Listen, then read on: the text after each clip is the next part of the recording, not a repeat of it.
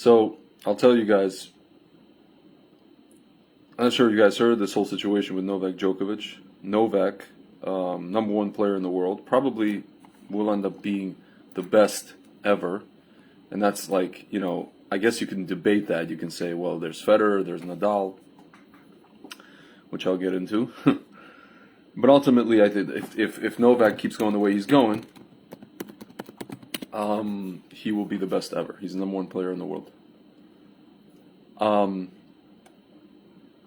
if those of you guys don't know, Djokovic, I believe in 2016, he went on a little bit of a spiritual, so to speak, cleansing quest. Part of that was that he cut out gluten out of his diet, and he was at the time number one player in the world. And what happened? He, for about a few months, and maybe that whole year, whole season, he essentially, he dropped out of the rankings. Like he was like ranked, I don't know, 15th or something like that. People were wondering what the heck is going on with Novak. What was going on with Novak? He basically, well, he was injured. Sorry, it was in 2017, end of 2016, beginning of 2017. He went on also a spiritual quest. Right? He got some sort of spiritual mentor, and he went on this kind of quest of self-discovery, and he changed his diet. And since he changed his diet, then he came back. He basically became unstoppable, guys. See, I'm gonna read to you guys statistics. I just want to here Grand Slam performance timeline, career statistics. So you could pretty much see like in 2017 he basically was just like nowhere, right? He made the second round of Australian, which is a tournament which he won 9 times, like 6 times prior to that, and he made the quarterfinal of the French and Wimbledon. U.S. Open he didn't even play. He was injured, and then the beginning of 2018 was also he wasn't doing so well. Guys, so he kind of went on this little bit of a quest. He changed his diet. Actually, it began at the end of 2016. 16-17, that's when he was having his problems. And people thought he was done. He was dominant from like 2011 until 2016, and people thought he was done. And then he came back, and he just once again took the tennis world by storm, and he has been the number one player, basically for the last 3 years, and there's no one even coming close. Not even Federer, not even Nadal. Maybe on clay, but that's about it. So, guys, part of that transformation, he became a person who's against. And this is not all people, right? But he's against any and all schmeck scenes. And in particular, with this one, he decided not to take it, right? Especially since he contracted Shmovid and he has natural immunity. Now they're telling us, finally, there's an article that came out recently. Yeah, you see? There's an article that came out today. Finally, they're mentioning, T cells from common colds can provide protection against Shmovid. Our article from 2 hours ago. You see, now they're finally admitting that we have something called, even if after you don't have immunity, you have T cells triggered by a regular cold and fend off. Guys, this is what idiots don't understand. We've been saying this since the beginning of this whole thing, that Hashem gave us an incredible machinery, guys. 99% of the people survive this thing. You have incredible machinery inside of you. Study finds. You need a study for that. You didn't know that to begin with, right? So this guy has natural immunity, and he tried to get into Australia, and they said to him, you can't. The Australian authorities said you can't, and they essentially had him stay at some dinky hotel that is basically for like refugees and people, like, I don't know, not the nicest conditions. I mean, granted, listen, you could say poor baby, whatever it is, but listen, like, you don't want to let the guy in the country, like, okay, so just kick him out. Why are you having him stay in, like, some dinky hotel? My friends. Today, so he appealed this. Today he was physically let out of the hotel. Supposedly he's allowed to stay in Australia, but now the government, I guess one of the officials is saying, well, I still reserve the right to basically have this guy leave. We need to see basically proof, some kind of I guess valid proof that he is exempt from this, taking this stuff, and then we'll think about letting him in.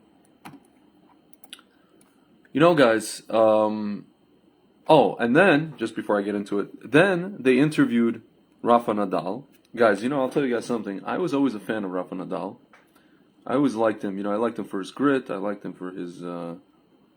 even despite all the accusations, people thought he was using some kind of performance-enhancing stuff. He had injuries, whatever. I was like, okay, listen, whatever. It is what it is.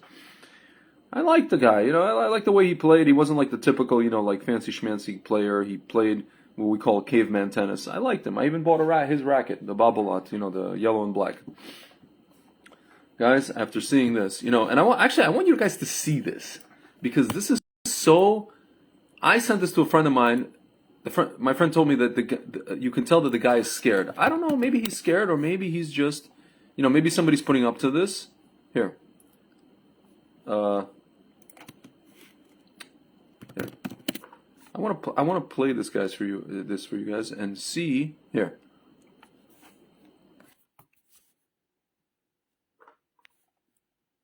One second. Yeah. There you go. This is just an ad. One second. Here, check this out. I mean, it's normal that watch him. The people here in Australia gets very frustrated with the case. Oh, because, the people in they Australia have been going through a lot of very hard lockdowns, and so just because they want the lockdowns, not able to come back. Oh, the sound is gone. About medicine says, and if the people says that we need to get vaccinated, why is he shrugging? Why is he shrugging when there are no words coming at the moments there are no words coming out? Why is he shrugging every 2 seconds? We need to get the vaccine. That's my point of view. I went through the COVID. I have been vaccinated twice, and if you do this, you don't have any problem to play here, and that's the only clear thing. And the rest of the things, I don't want to have or to give to you an opinion that I don't have the whole information. The only, for me, clear thing is if you are vaccinated, you can play. So let's get this straight, guys. This guy is a top athlete. He took something into his body and he just said, I don't have the whole information. He doesn't have the full information, and he took a decision without full information. Not terribly bright, is it? Okay, let's continue. Australian Open and everywhere, and the world. But keep watching his. Look. And, have been suffering enough. Why is he shrugging? Follow the rules. Why? Profusely. Look at. I don't encourage no one. I feel everyone have to do whatever. Yeah, you see? Whatever feels that is good for him, but there are rules, and if you don't want to get the vaccine, then you can have some troubles. That's the thing, because of course after a lot of people have been dying for 2 years, my feeling is with the vaccine is the only way to stop this. It's the only way to stop this. There's no treatments. The people who understands. That's what the people understand. This says. This says. I am no one to have or to create a different opinion. I'm no one to create an opinion. I'm going to outsource my brain. My name is Rafa Nadal, and I'm going to outsource my brain. I'm no one to have a different opinion. So this guy knows all about sports science. He takes all these things into his body. He puts all these things into his body, these other things, to help him perform. My friends, all of a sudden, he is no one to have a different opinion. And that's what these people say, the people at least that are allowed on mainstream media, and no one else can say anything else. No one can talk about treatments. No one can talk about anything. It's the only solution, apparently. According to Rafa Nadal, who is a genius. He's a genius, Rafa Nadal. My friends, I'll tell you something. And then, Novak's father came out very publicly in Belgrade in a gathering, and he said, "Guys, let's not make any mistakes. This has nothing to do with Novak. This goes way beyond Novak Djokovic. This has to do with politics. They wanted to make an example out of him." Okay? You know, my friends, I want to read you an article that was written in The Guardian. I guess not a surprise. It was actually written in April 2020. Right? April 2020. Entitled.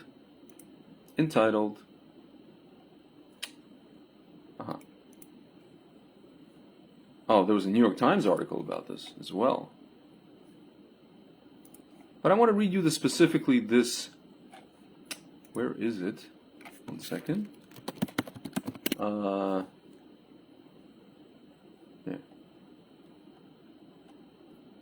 One second. I apologize, guys. Where's this article? Disappeared.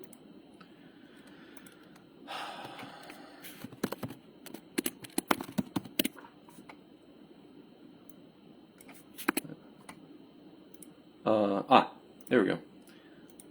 They even called him No Schmecks Djokovic. Why his guys, here's the kicker here. Here's the kicker. And here's where we understand where these people are holding. This is what Frank and I, Ephraim, have been talking about. Why his spiritual worldview can have a dangerous side. Written by Tumaini Karayol. Guys, let's see who this person is, who the person who wrote this. Guys, you know, it's one thing to write about a sports journalist. Okay. Let's see, who is it? Who is this person? Tumaini Karayol. Tumaini Karayol is a person. He's a person that we know. 1 second. Oh, gosh, give me these pop-ups. 1 second, guys, I apologize. Let's see, his Twitter thing says, journalist, tennis, and other sports, Guardian, hater. I guess that's a tongue-in-cheek thing. Tumaini Karayol for The Guardian. After a cool hour discussion on Instagram Live as Andy Murray and Novak Djokovic reminisced on their rap report of 22 years, they know each other since they're kids, the most revelatory moment came right at the end and in the form of a seemingly mundane question delivered by a fan. What are the first 3 things you do after you wake up? Djokovic spoke slowly and deliberately in response. Gratitude and prayer, a couple of long deep breaths, hugging my wife and running to my children. Murray nodded limply. He successfully kept a straight face and at some point even awkwardly uttered, nice. Then he gave his own answer. For me, too much information, but I go for a P. That's Andy Murray. The nature of Djokovic's job means that he speaks about himself after every single match, but normally he focuses his monologues on the tennis. It is easy to forget about how different his worldview is to the rivals who surround him. Wow! I mean, wow! According to Djokovic, his career was defined by the day a doctor placed a slice of white bread on his stomach. Guys, by the way, the same thing happened to me. Somebody put a vial of... listen, we're about to read. A vial of... oh my God, dough, and they did like kind of this calisthenics test, and they diagnosed me with a gluten issue. I have an issue with gluten, which is true. This is alternative medicine. A subsequent exercise indicated, a subsequent resistance exercise indicated that he had a celiac allergy, which led him to relinquishing gluten for his diet and conquering the world. He calls telekinesis and telepathy gifts from this higher order, the source, the God, whatever that allows us to understand the higher power and higher order in ourselves. Notice, my friends, they wrote God with a small g in this text. You know, they're quoting him. He said the God, like God. He's using the. It's not the. It's God. It's God that we know as God. Like he acknowledges God. You can tell. He once hired a coach, Pepe Imas, who probably taught him about telepathy and levitation. Its techniques included extremely long hugs. This is basically 2016, 2017, when he basically was like, you know, out of it a little bit. Evidently, Djokovic's outlook has worked for him. He is the world number one on a 21-match winning run, who is in pursuit of Rafael Nadal and Roger in terms of Grand Slam titles. At the time he had 17. This is April 2020. He would probably get there. His spirituality should be personal as long as it's not harmful. My friends, all of a sudden, okay, let's you know what? I'm going to keep reading. However, on Sunday afternoon, as he congregated on Zoom with fellow Serbian athletes for public discussion about the fate of their sports, Djokovic's comments reflected on how thin the line is between finding solace in spirituality and potentially projecting dangerous narratives. Personally, quote, "Personally, I'm opposed to schmaccination, and I wouldn't want to be forced by someone to take a schmaxine in order to be able to travel. But if it becomes compulsory, what will happen? I will have to make a decision." Enter Djokovic's wife, Elena, who at the beginning of April spread the viral video of medical professional Dr. Thomas Cowan and his debunked theory linking 5G technology to Corona outbreak. The video now carries false information. False information? Badge of shame. My friends, you understand what's going on over here, right? You understand this. Instead of being one of the many to share a false video innocently, she doubled down. Djokovic's comments slipped seamlessly into everything he has ever projected about his lifestyle and worldview, but they also align with the dangerous way that anti-schmaxers discuss these issues, and his wishes are dangerous. Videos such as Cowan's have led to the vandalization of numerous 5G masts. The coronavirus outbreak has underlined how personal decisions universally have the potential to affect many different people. Schmokovic is no Carrie Hilson, a minor celebrity who helped to spread the 5G conspiracy theories. He is one of the most famous people in Serbia, and opposing vaccinations carries an even greater danger. While they also have thrown his future into question, this stance seems to reminiscent of the ideological opposition to surgery, which led to his split with Andre Agassi in 2017 after he restricted medical intervention and thought his elbow would heal with alternative holistic treatments. Oh my God, God forbid. God forbid! Djokovic finally underwent surgery in 2018. When he awoke, he cried for 3 days. Every time I thought about what I did, I feel like I had failed myself. Okay, so just because he failed himself there doesn't mean that he's failing himself. Now, Mr. whatever your name is, okay, writing this article. Clearly he had not. Official medicine was the reason his pain abated. 5 months later, he lifted the Wimbledon title, and by November he was back number one. Eventually, reality bites us all. That is the end of the article. My friends, you see, what was always the issue with the enemies of Hashem? I mean, they were the enemies of the Jewish people. They were also the enemies of Hashem. These people could not imagine a reality, a world, but more importantly, a reality, a realm where spirituality enters into the rubric of healing and of medicine. To them, everything is material. Everything is material, and everything, only the physical, only what we can see is valid. Even we can see with a microscope is valid. Everything else, my friends, to these people, to these kind of people who are enemies of Hashem, is hogwash and mumbo jumbo, heebie-jeebie. These people don't believe in davening for a refuah, for somebody's health. They don't believe in alternative medicine. They don't believe in holistic. They don't believe in homeopathic. They don't believe in energy that can heal, right? They don't understand these things, my friends. And you know, I'm going to read to you guys something. Again, I think I read this before. And I'm going to show it to you now. This is something that was sent to me by ShmooTube when they put me in timeout for about a week after one of my previous things where I didn't talk in code like I'm talking to you guys now. And here are their guidelines. You can go, when you click on, here you go, right? They accuse me of this, right? And here you click on this, and then you go.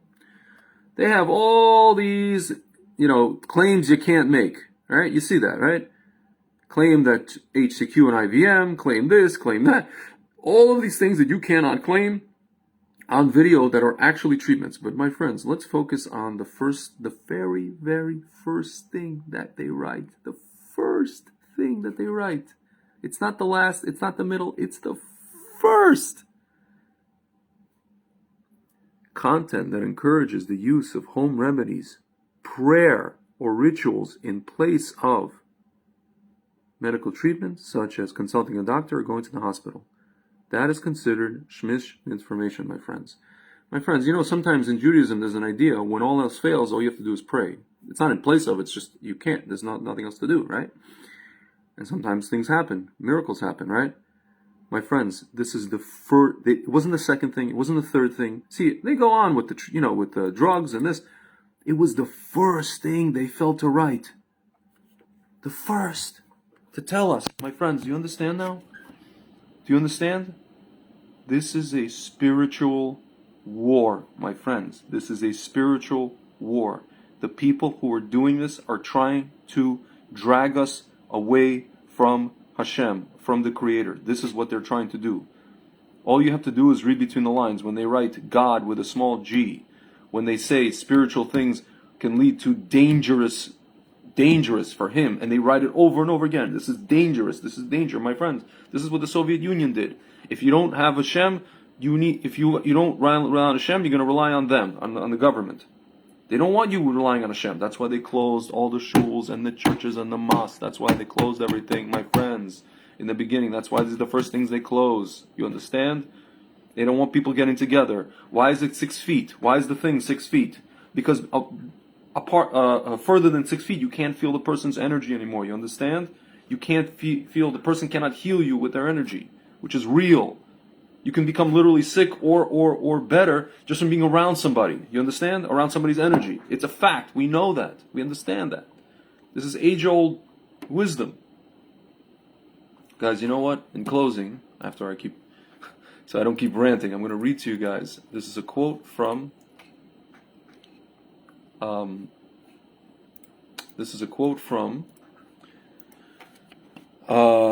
Nikola Tesla. And here's what he said about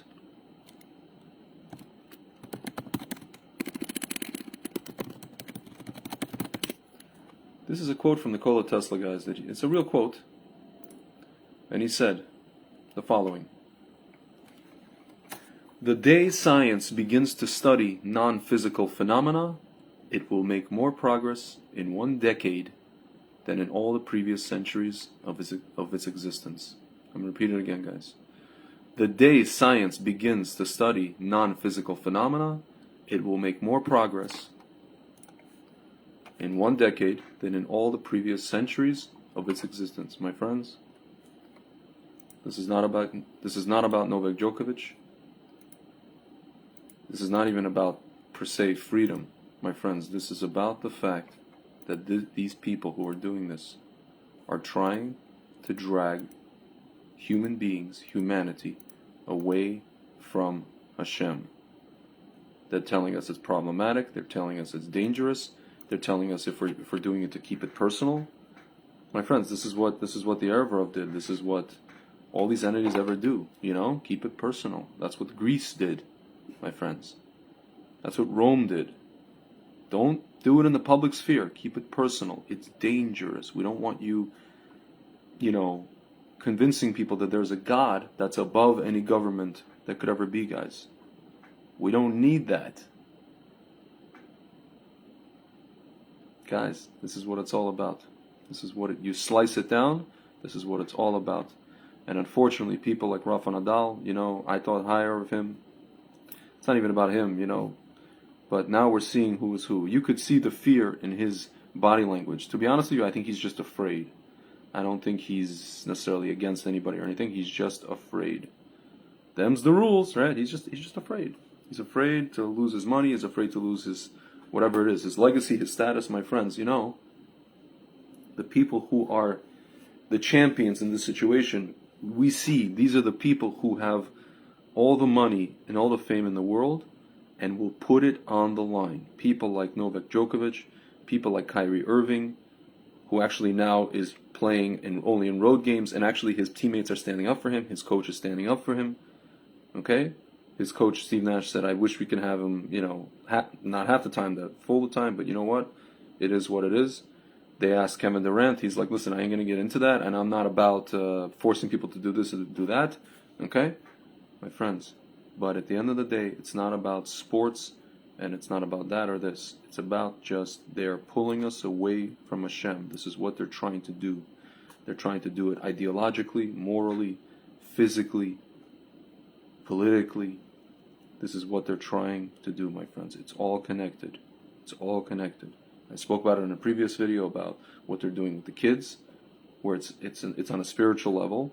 This is a spiritual thing that they're doing. It has to do with, again, as Dr. Shmalenko said, a society that gives up, protects the elders at expense of the kids is a pagan society.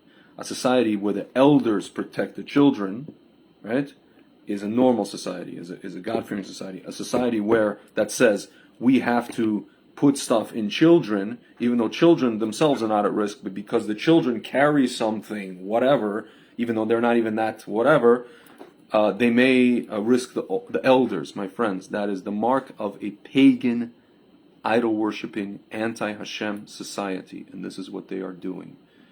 Okay? And this guy, Novak, you know that he's connected to Hashem, he's connected to things beyond what we can see with the naked eye that are real. They are very, very, very real. This has been the battle since the beginning. Okay? And this is what this is all about. This is bigger than him. He's just another symbol here, guys. And it's, for me, it's near and dear to my heart because I play tennis, I follow tennis, whatever it is. I'll tell you guys something, there was a discussion when I was a kid about me going very, very seriously into tennis, namely because the same coach that I mentioned used to coach a pro, and he said that, he told me, he's like, there's a real chance, you know what I'm saying, if you keep going. So, I can only imagine, had I been with these guys, what would I probably wouldn't have done the same thing. I probably would have been also one of these guys who just said, you know what, the hell with it. I don't need your stupid whatever it is, and take your money and shove it, guys. Take your money and shove it, guys. This is you have to be able to live with yourself. You have to be able to sleep tightly. You have to be able to sleep at night and live with yourself and have just a clear conscience about what you're doing. Okay? Not only that, you have to know that there's something called an intuition. And don't do what Rafael Nadal did. Don't outsource your brain, okay, and your judgment to people. Don't outsource. Especially if he's such an expert on all the things with his own body and the stuff he puts in his body. My friends, these guys are at peak physical condition. This guy Nadal, his uncle played soccer, and I bet you he sees what's going on with the soccer players right now, and he's shaking in his space boots about himself. I don't know. If I was him, I'd be running around trying to get antidote, detox. You know what I'm saying? But guys, at the end of the day, it's not about Novak, it's not about Rafa, it's about Hashem, and it's about the fact that these people are trying to pull us away from him. And this is the battle. I'll tell you guys, as you know, at the end, Hashem wins, and the people who are with him win. And that's basically all you need to know. Alright guys, talk to you soon.